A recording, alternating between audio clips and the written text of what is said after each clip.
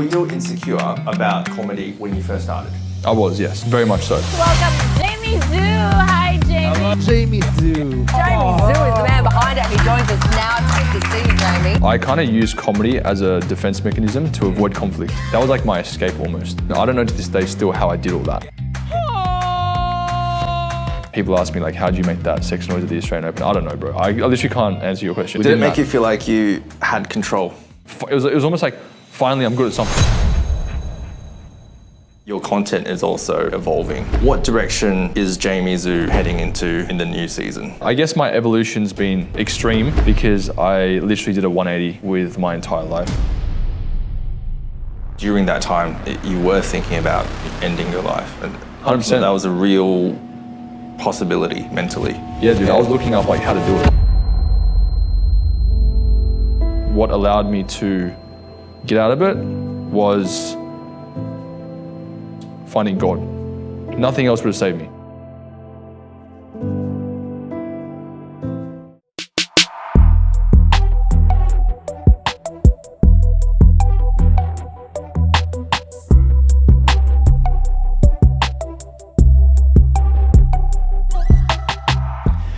So, Jamie, what do I need to know about your early years in your childhood to really help me get a context of who you are today? Yeah, I think one big thing that's defined a lot of my progression and development is when my dad left my family and moved back to China. So I think I guess the notion of being brought up by a single parent in general is very difficult for especially a lot of like young boys like myself. So when he left and my mom had to raise me on her own as a single parent, it provided a lot of challenges, in the household because she obviously had to work. My dad was also kind of semi-providing for us in China, but at the same time they were divorced now.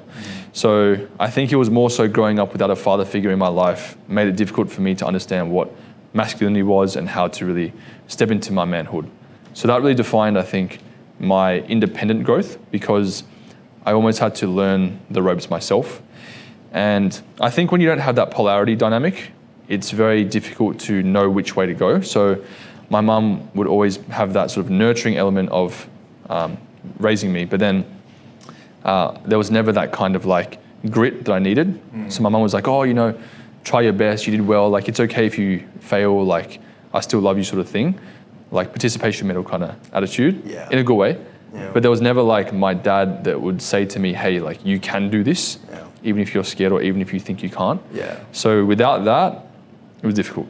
You know what's really funny about participation medals? Like I remember I got a lot of them. I did school in China for 2 years, which is a story on its own.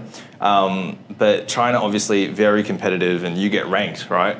So I came back to Australia and I couldn't speak English. I forgot my English already by then. Wow. So I came back and they had these tests that they did that was statewide. And then I got a certificate at the end.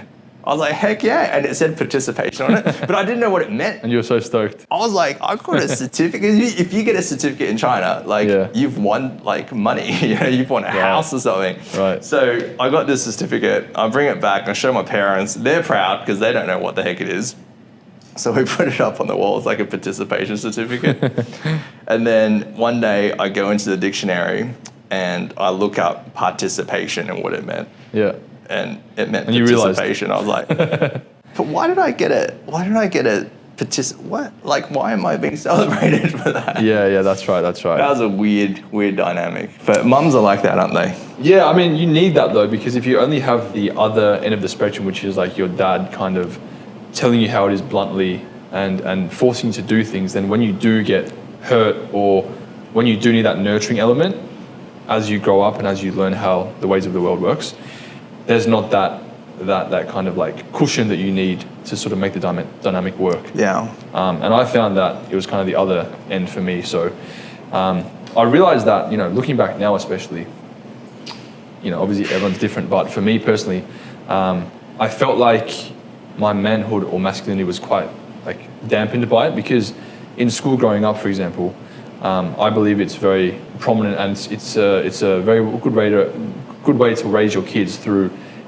For example, if someone hits you as a man when you're in your school, I think you should hit them back. Yeah. That's my philosophy. Yeah, sure. Whereas I would always run away and try to avoid confrontation at all costs because of the fact that it didn't have that kind of like masculine leadership element with me as my dad. Yeah. Do you feel like that would have potentially given you some form of safety as well, knowing that, hey, I can go punch this guy back because my dad's got my back? That's right, yeah. That as well, yeah. And even beyond that, so I was actually trying to be a professional soccer player for about 9 years of my life, I'd say. So from the age of 13 till about 21. And during the climb and during the grind, the hustle, the process of becoming what I became, so I ended up playing like semi-pro in the UK and Serbia. But during that process, it was very difficult for me because my mum would take me to all the training sessions, and then all the kids that I was, say, playing with, but also competing with, had their dads there. Yeah. So it was like me, like running around the pitch, and if I'd make a mistake, my mum would be like, you know, oh, well done, like it's okay. But then when I do something good, like she wouldn't understand what's happening. Yeah. But then on the other end, all the other kids I was playing with, for example, had their dads like saying, like, do this, you can do this, or like getting pissed off when they did something wrong. So it was like a very distinct line of communication between them. Whereas my mum would see me kick the ball, oh, good work. Even if I kicked it, even if I had like scored no goal. So that was a big thing. And also I was playing for an ethnic team as well, a team called Rockdale City Suns when I was younger.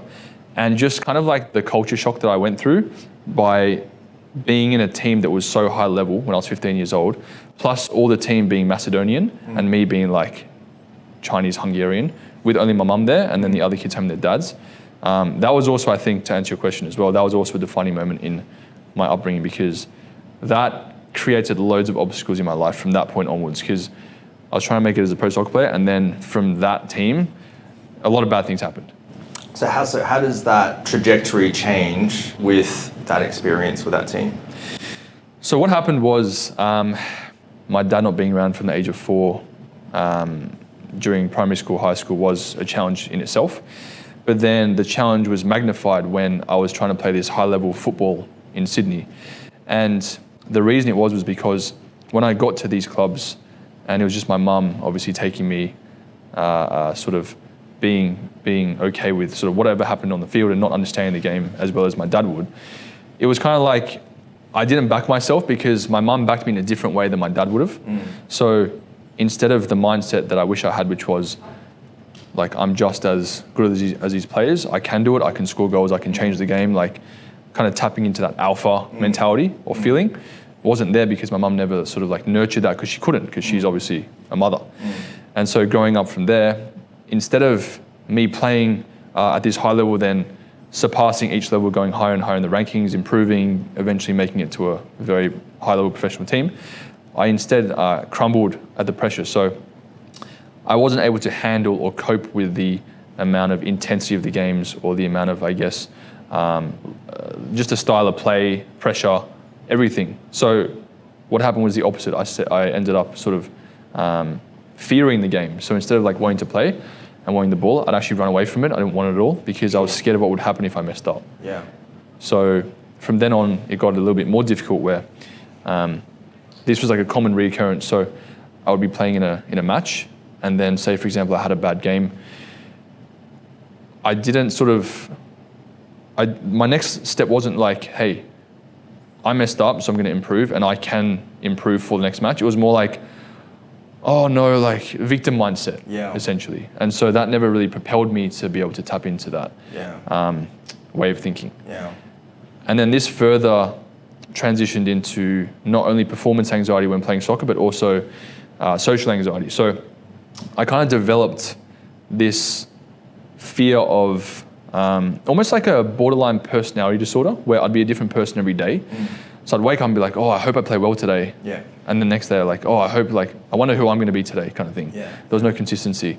So that was obviously in soccer. Then that translated into my social life as well. So that kind of thought pattern of not knowing if I was going to play well in football translated into the social aspect of life where I was like, oh, I wonder if I'll be able to be funny today or like speak properly or like have a conversation with someone or like things as subtle as like feel anxiety, you know what I mean? So that was a whole nother challenge in itself. And when did you realize that was a problem? Because you obviously looking back now, everything's crystal clear, but when did you sort of go, hey, hold on, this is actually inhibiting me from getting to where I need to be or where I want to be? And then what did you do about that? Like, it was very difficult to understand what was happening in terms of there wasn't like a black and white answer. It was more so me observing the people around me that didn't have this problem, and me, I guess, self-identifying as something's wrong with me.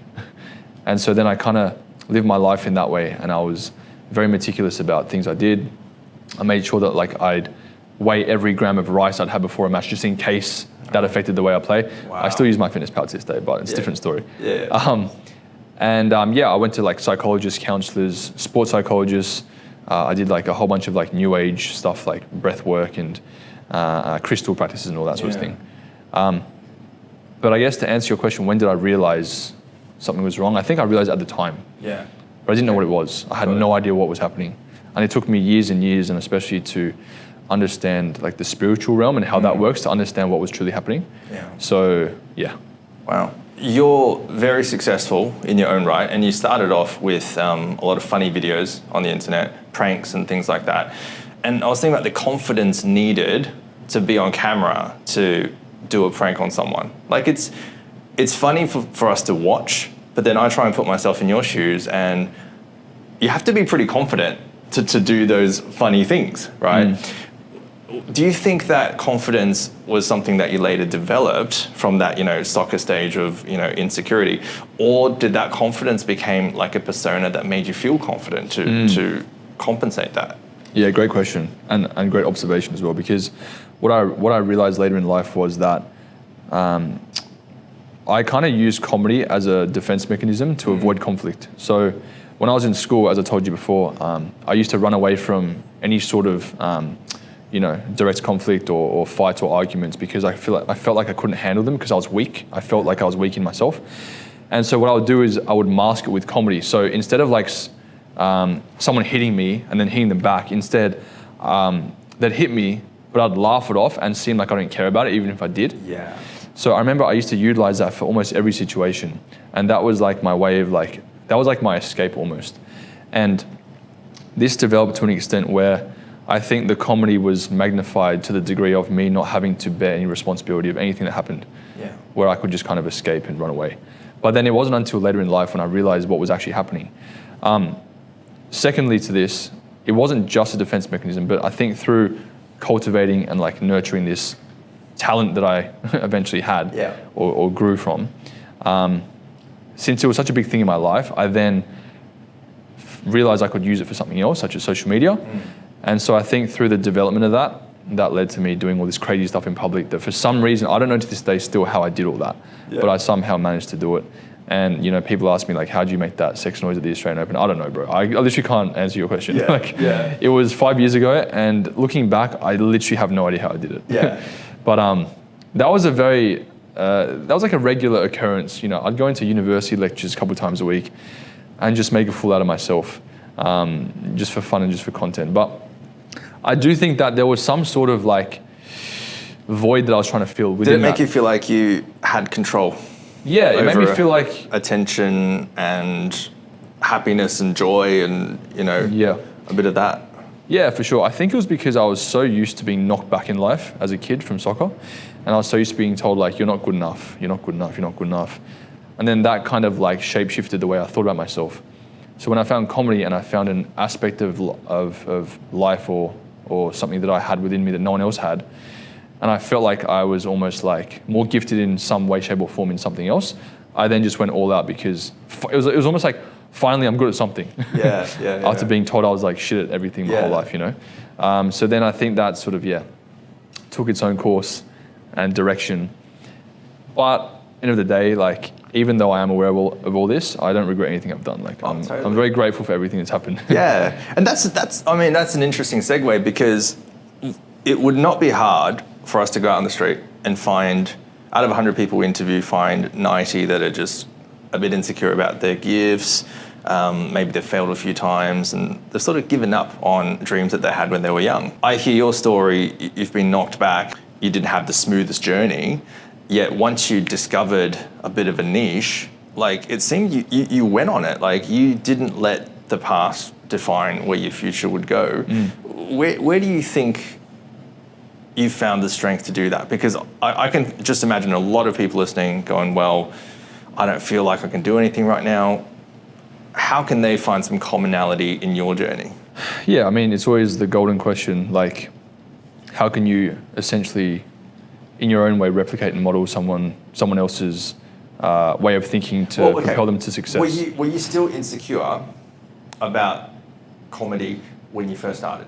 I was, yes. Okay. Very much so. Yeah. It's funny because, and it's like a commonality to know this, that comedians are some of the most depressed people in the entire world, because it's not just about like you going out there having fun. There's also a pressure behind it, which is you essentially have to be funny and deliver and perform. Yeah. So just because it wasn't in soccer anymore, it was in a different field, it was still the same pressure. So the way that I went about it that was different from soccer was that it was much more natural for me. Whereas like in soccer, for example, like I was never fast. I was never like that fit. I was never like super athletic for the game. Yeah. I didn't have the natural gift. I had the skill, but then everything else that came with it, I didn't have. Yeah.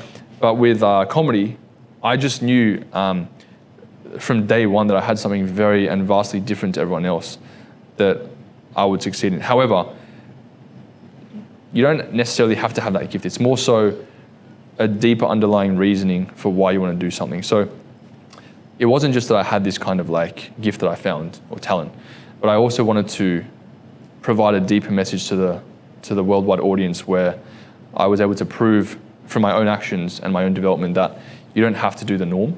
You can be someone different, and you can essentially get out of the rat race, out of the matrix, as they like to say. Yeah. And you can be whoever you want to be, sort of thing. So that's another reason I was able to really just kind of conquer that niche, because of the two elements combining forces, if that makes sense. And do you think mum's encouragement through your upbringing helped you build that confidence in yourself? Like all those little voices of when you kick a ball, good job, like that does add up too, right? Yeah, I mean, I was lucky because my dad, being an Asian parent, I think him being far away from me provided some benefits to my life as well, because generally speaking, I know a lot of my mates, maybe like yourself potentially, with Asian backgrounds, and parents are very like autocratic style of leadership and parenting, which is very kind of like hardcore, or like this is this and that's that. Like there's no sort of in between.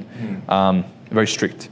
But my dad, luckily, he wasn't as strict as most Asian parents, more open-minded, but then essentially as well, he was living overseas. So that wasn't a direct, we didn't have a direct physical relationship in the way in which if he was here, he could physically stop me from doing things. Yeah.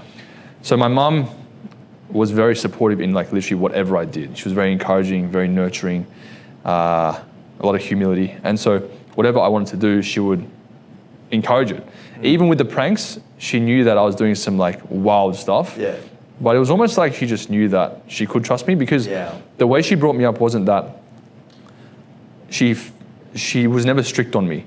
She let me go to the parties. She let me, hang out with whoever, because she trusted me. And so when I was growing up, I never wanted to let her down because of the trust that she provided within me. Whereas I think a lot of other parents, when they're too strict with their kids, the kids go the other way because they want to rebel because of the parents' style of obviously teaching them how life works. But my mum sort of like went the other way. And I think through the entire journey of like my upbringing, childhood, I saw how she respected me. And so then I was able to do that for others, and then also myself in the journey. And did you get much interaction with Dad during this whole time when he was in China? Yeah. So from about age 7, I used to go to China once a year and visit him. We'd speak on the phone a lot. So when I was in primary school, we'd speak like every night on the phone. Yeah. It wasn't like he was completely non-existent. He was always there. He was always like providing as well for like my schooling and stuff. He paid for my schoolies. Weird, I know, but Cool. he didn't know. He didn't know that it was paying for that. I think he was putting some money in like a trust fund for my university, and I took it out of there and just went to schoolies with it. Yeah. Yeah. But yeah, no, I had a solid relationship with him because he was always there still, but there was a distance. So yeah. Do you feel like your dad, being a director and that artistic influence, also has an influence on what you do today? Yeah, like whether I want to believe it or not, like 100%. Yeah. Because I used to go to his film sets. I'd go to China sometimes. He'd be in the middle of a huge 6-month movie he's making, or he came to Sydney once in 2005, I believe, and he filmed a massive movie here, which I was actually an extra in. Pretty cool, right? And I think just constantly seeing how he worked and the industry he was in, on like a deeper level, it would have inspired me to, I guess, do the same one day. Because with professional sport, that's also a facet in the industry. It's like, you don't just play football. If you were a professional soccer player, you don't just play. There's a lot of media involved. Yeah. And I always knew that if I was to make it to that level, I'd be like the funny guy. So Yeah. that's also what I wanted out of it. With your prank content that you started off with, you did that for a while, built up a bit of an audience, and now as you evolve, your content is also evolving in a different direction, which I think is really cool. What direction is Jamie Zhu heading into in the new season? What's on your mind? What sort of things do you want to get out there? Yeah, so I think it's a new chapter in my life, 30 this year. Crazy to even think about that. Welcome. Congratulations. Thank you. But we got the Asian genetics, so it kind of works in our favor sometimes. So yeah, I guess my evolution's been very, you could call extreme, because I literally did a 180 with my entire life the last 2 years. I went through some stuff, some personal stuff, spiritual stuff, which I've spoken about before. And that really shaped the way I see the world now. So I kind of learned so much about how this world truly works, and I guess certain agendas at play, certain ways that the people that do control the world want us to live in relation to what's the plot, what's the end goal. So I guess knowing that has made me really passionate about improving myself to the degree of not having to be reliant on any institution, government, sort of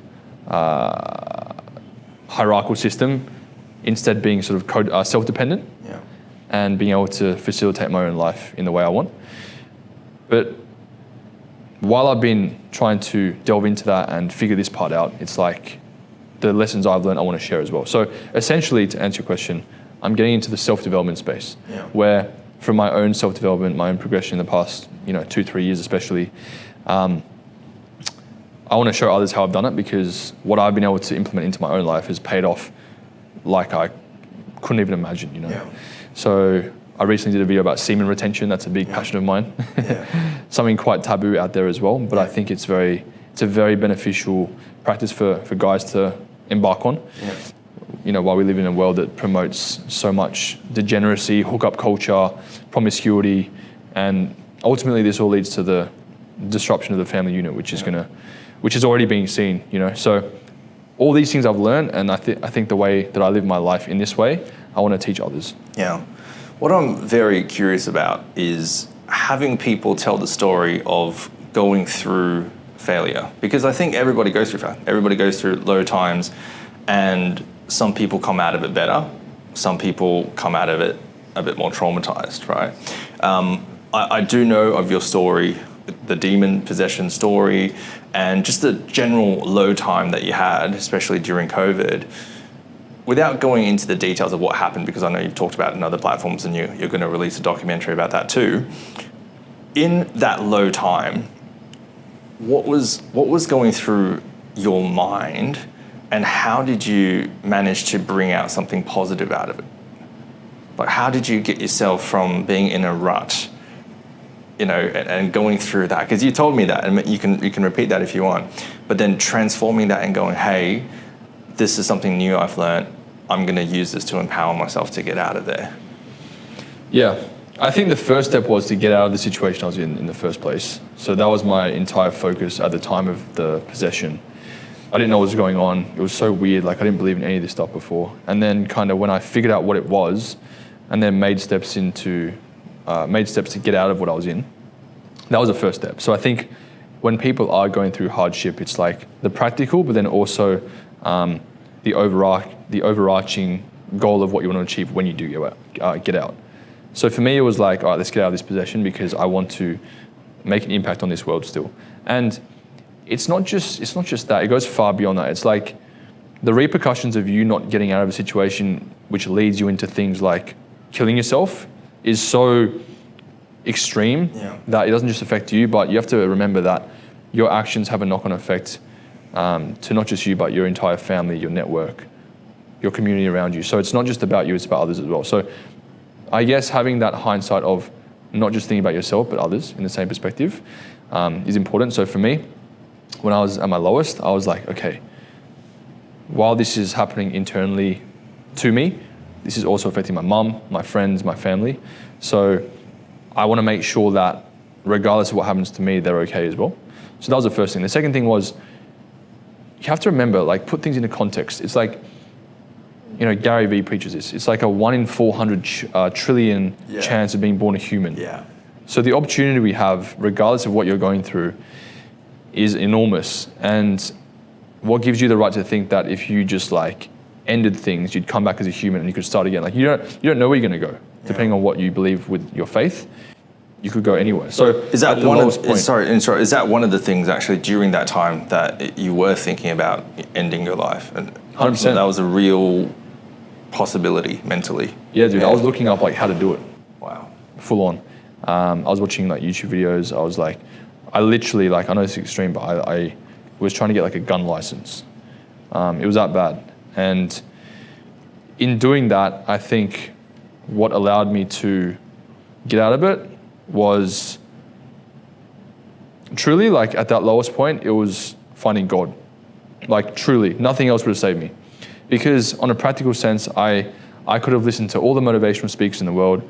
I could have taken all the positive mantras, you know, that I could possibly find on the internet. I could listen to all my friends and family, but nothing was going to heal the internal pain I had besides God. And so when I found God, it was a supernatural encounter which you can't comprehend. It's like, I can't physically or verbally put into words what happened, but I was healed. And the greatest part about it is that on a spiritual level, the demonic forces that were corrupting me and causing this were eliminated through deliverance, so through exorcism. But secondly to that, I had a whole new lease on life from my encounter with God. And it's not something I can put into words. It's like you have to experience it to understand.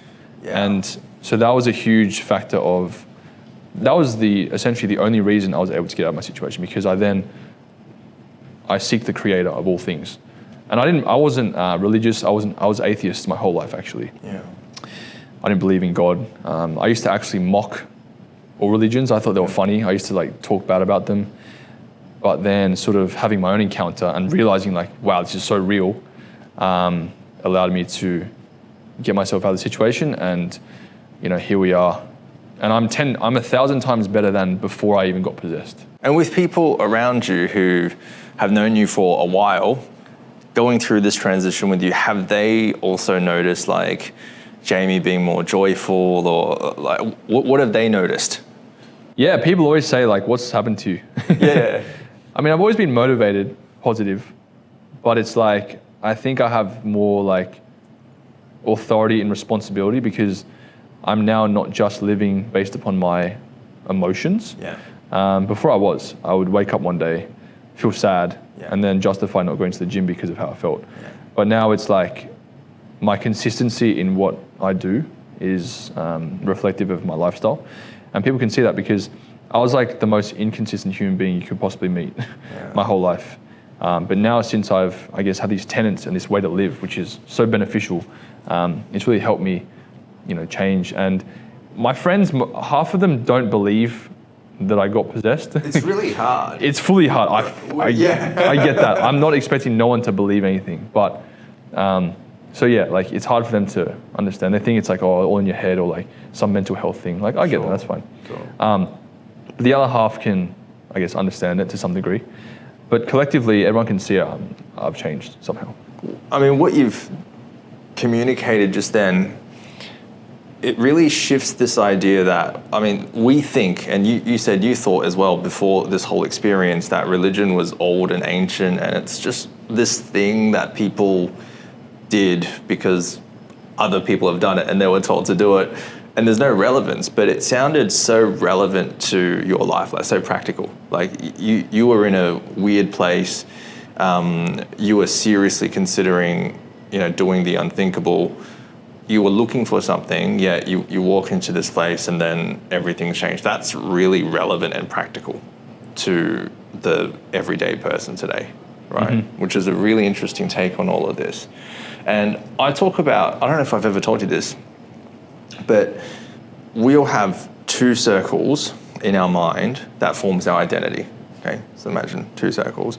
Outside circle is everything that you've done or things that you do. Inside circle is who you are. And most people, if you strip away all of their accolades and things that they've done and all their achievements, there's nothing left in the middle because we don't spend enough time thinking about who we actually are and drawing confidence from who we actually are. Do you feel that this experience with God has helped you sort of define who you are a lot more? I'll tell you the best thing about living for faith. The best thing about it, and I actually got taught this by my previous business partner. I had a friend. He taught me this, and this has been so relevant and so grounding for me to always have, that I also tell other people about. I think the biggest forms of depression and unfulfillment is loss of identity. Yeah. And the reason is because when you don't know who you are, constantly changing, you just react based upon your emotions all the time, you're a mess. 100%. You've got no idea what's going on. 100%. It's the same with routine. If you haven't got a routine, or you haven't got certain principles in your life that you abide by, or certain morals or values or structure, your life's a mess. It's the same thing. But imagine like having your identity is a mess, which mine definitely was, and so many people out there have no idea what their identity is, and their identity changes every day or every few weeks, you know what I mean? So how can you possibly be happy and fulfilled and get anything done by being that way? Yeah. So the best part about following God is that whenever I feel like I don't know my identity, or I'm like confused about something, I'm like, wait a minute. God is my creator and my identity is God. Yeah. And what I mean by that is when you have an identity that's fixed in something that's perfect, then you're always going to have grounding. Whereas if you put your identity in, say, veganism, for example, what like so many people do, or some other kind of like humanly element of life or way of living, veganism, or like you idolize, say, like a human being, like a sports person, like a celebrity. If your identity is in them, then whatever they do that messes themselves up, which they will because they're human, then now you're responsible or partially responsible for that, then that affects who you are as well. So it's like if I had my identity in Cristiano Ronaldo and he just all of a sudden started playing really shit, then I'm like a part of that. So that affects me. But if you have your identity in God, which is perfect and can do no wrong and make no mistakes, then I never feel like I'm lost because I'm guided by the perfect creator. Yeah. So that was the biggest thing that I've learned. And that's just allowed me to just know who I am. And people are going to say, oh, that's oppression, or that's oppressive, or that's discriminatory. It's not. It's just the truth. And the truth is the truth. And the truth can't be changed just because you feel like it. So it's like by me having my identity, it's like I'm always just at peace. Because I always know that no matter what happens, I'll be fine because I'm guided by a perfect being. Yeah. So shout out to Stephen for telling me that, because that really helped me. Well done, Stephen. So if I was to ask you then point blank, if I did strip away all of this success, accolades, achievements, social media followings, everything that you've done and that you still do, right? You got none of that. All you have is who you are. Who is Jamie? Just honestly, like I'm just a cluster of atoms, if you want to go scientific, that is living to try and please the one that created me, essentially, in the best way possible. That's who I am. Like, I don't care. You know, there have been times where I've been so screwed, like, whether it's business or like relationships or financially, whatever it is, since turning to faith. And it's weird because it's like, usually before my encounter, I would be stressing hard. I'd be doing loops, like, I'd be emotionally like in haywire. But since, I guess, finding God, it's like, it's like, it is what it is. Like, I know that I'm on the right path regardless because I'm living the right way. And whatever happens, I know it'll work out. So I don't really have fear anymore. Yeah. So I could go bankrupt and be all right. Wow. It's like, but people place too much emphasis and identity into tangible assets like money. or identity in things that are imperfect. But with me having my identity once again in something perfect, I'm just never worried. It's like, yeah, people, like, things get to me for sure, but it's like in the grand scheme of things, it's like, I'll be fine. Like, I'm being led the right path. I know that, and I don't really stress anymore, you know, so. That's powerful, man. So we have a ending tradition on this podcast where I get everyone to write in this book. And they write in one piece of advice that they would like to give the younger self that hopefully would make life slightly better or significantly better. So I'm going to get you to do that afterwards. But one thing that we also do is we give the advice from the previous guest to the current guest. Nice. Just so you can think about how, if you received this advice when you were younger, would it have helped you? And if it's crap advice, feel free to say so, because can you tell me who it's from? No, you don't know who it's from. I think I know who it's from. Although you probably know who it's from because they were just before you today. All right, so the advice is start now, start early, go all in and work to mastery. Life can move faster than you think, and results can come faster and larger than you can imagine. Just never half-ass it. Sounds like something your dad might have told you. Yeah, absolutely. Funny, that was the written passage for me, because I was listening to a podcast this morning about the time length between an idea and action. So it was actually Alex Hormozy. Yeah. He was talking about this. He was talking about how there's a very distinct pattern between people that are making figures like $5 to $15 million compared to those that are making lower, because the people that do make between that margin of wealth, their action, the time of action is much shorter than the people that are earning lower. Yeah. So it's like, for example, if you and I came up with a business idea and we're like, yep, let's do it. Like, from the moment you make a decision to actually execution is super short, and the margin's much tighter than if you were to take longer. Yeah. So they do say, of course you can talk about impulse and emotional buying power, but I get that. Like, high risk, high reward, and fail fast. You know, so that's what I took from that. Yeah. So if you taught or knew and really took this to heart when you were 18 and just starting out, do you think you'd be even further?